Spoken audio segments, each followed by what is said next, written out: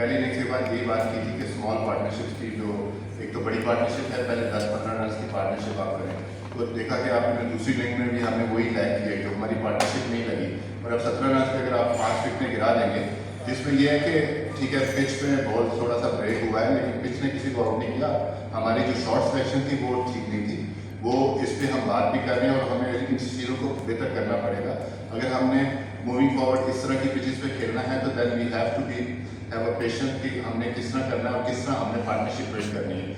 इसमें तो कोई दूसरी चीज़ ही नहीं है कि हम ये कहें कि कोई चीज़ थकी छुपी है। सारी चीज़ें सबके सामने आपको भी पता है और मुझे भी पता है कि जिन चीज़ों पे हमने काम करना है और थ्रू आउट द कैंप भी हम इसी चीज़ों के ऊपर काम कर रहे हैं।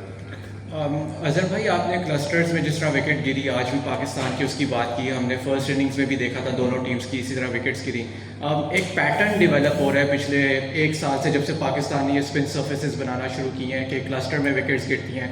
First innings of the match के जो रन हैं उनका बहुत ज़्यादा वेटेज बढ़ गया है, और जो फर्स्ट 2 सेशंस में होता है उसमें समझ आ जाता है ये मैच किस तरफ जा रहा है। So don't you think Pakistan में अब टेस्ट क्रिकेट वन डायमेंशनल होती जा रही है?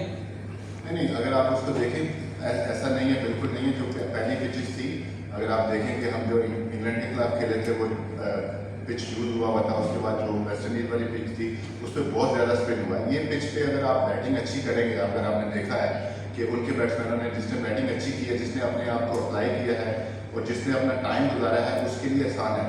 आने वाले नए बैट्समैन के लिए, क्योंकि पेस कम है पिच पे, तो उसको एडजस्ट करना थोड़ा मुश्किल है नए बैट्समैन के लिए। जो बैट्समैन सेट है उसके पास पूरी अपॉर्चुनिटी है कि उसको बड़े स्कोर करे। जैसे पहली इनिंग में आपने देखा हमारे लड़कों का स्टार्ट था, लेकिन हमको जो 30 से उनको 50 में कन्वर्ट किया, 50 में 100 नहीं किया।